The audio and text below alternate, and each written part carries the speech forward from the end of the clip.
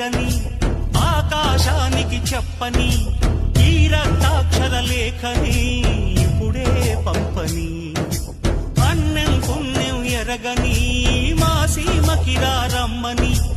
ఆహ్వానం అందించని మెరిసే చూపుని తొలగింది ముప్పు అని నీలి మప్పు మనసారా నవ్వని